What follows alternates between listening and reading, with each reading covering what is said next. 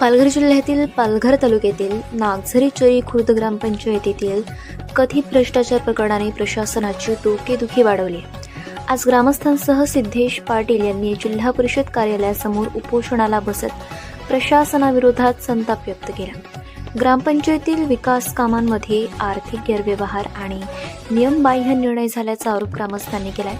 विशेष बाब म्हणजे ग्रामपंचायत अधिकारी शिवाजी धनासुरे हे 2011 साली वसई येथे कार्यरत असताना लाचलुचपत प्रतिबंधक विभागाने लाच घेताना त्यांना पकडलं होतं आणि त्या प्रकरणी त्यांना निलंबितही करण्यात आलं होतं, असा आरोप आंदोलकांनी केलाय. उपसरपंचांनी दिलेल्या तक्रारीला 7 महिने उलटूनही कोणतीही ठोस कारवाई न झाल्याने अखेर ग्रामस्थांना उपोषणाचा मार्ग स्वीकारावा लागल्याचं सांगण्यात येते. ग्रामस्थ उपोषणाला बसल्यानंतरच प्रशासन जाग होणार का, असा थेट सवाल उपस्थित केला जातोय. दरम्यान या आंदोलनाची दखल घेत पालघरचे पालकमंत्री गणेश नाईक यांनी उपोषणकर्त्यांची प्रत्यक्ष भेट घेत चौकशी करून लवकरात लवकर योग्य ती कारवाई करण्याचं आश्वासन दिलंय. मात्र ठोस कारवाई झाल्याशिवाय उपोषण मागे घेणार नाही अशी ठाम भूमिका सिद्धेश पाटील आणि ग्रामस्थांनी मांडली. आता या प्रकरणात जिल्हा परिषद प्रशासन नेमकी काय कारवाई करते याकडे संपूर्ण पालघर जिल्ह्याचं लक्ष लागलंय. नमस्कार, मी सिद्धेश अनंत पाटील. आमच्या नागझरी ग्रामपंचायतमध्ये झालेल्या पैशाच्या अफरातफर व पैशाचा झालेला अपहार याच्या विरोधात मी आज 26 जानेवारी रोजी माननीय मुख्य कार्यकारी अधिकारी यांच्या जिल्हा परिषद कार्यालयासमोर उपोषणाला बसलेला आहे. सकाळी 7 वाजता मी बसलेलो आहे.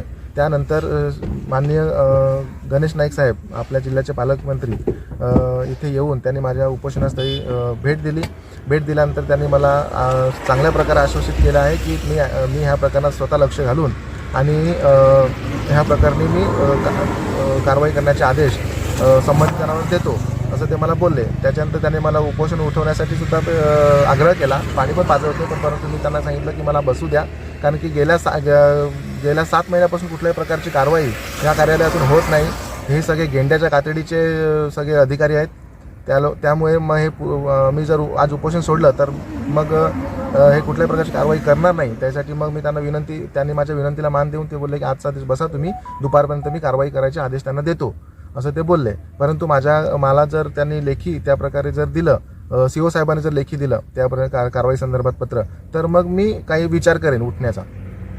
सिद्धेशजी, हे जे आहेत, हा जो भ्रष्टाचार झालेला आहे तुमच्या ग्रामपंचायतीमध्ये, आपले उपसरपंचही या भ्रष्टाचारामध्ये सामील आहेत की तुमच्यासोबत आहेत भ्रष्टाचाराच्या विरोधात? नाही, उपसरपंचांनीच हा तक्रारी अर्ज केलेला आहे. 2 जून 2025ला तक्रारी अर्ज केलेला आहे. त्याच्यावरती 7 महिने झाले, उलटून झाले, तरी आजपर्यंत कुठल्याही प्रकारची कारवाई झाली नाही.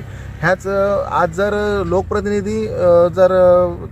लोकप्रतिनिधीच्या तक्रारी अर्जावर जर जिल्हा परिषद कार्यालयातून जर कुठल्याही प्रकारची कारवाई होत नसेल तर सर्वसामान्य जनतेच्या अर्जावर कोण कारवाई करणार आहे, असा एक सामूहिक प्रश्न जनतेला इथे पडला आहे आणि तो मला सुद्धा पडलेला आहे. म्हणून मी त्या विरोधात इथे उपोषणाला बसलेलो आहे.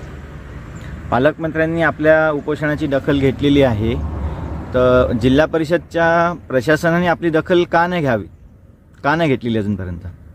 कुठलाही राजकीय दबाव असावा किंवा मग मला वाटतं ह्यांचे सगळ्यांचे हात त्याच्यामध्ये असतील या भ्रष्टाचारामध्ये, असं मला इथे वाटायला लागलं आता.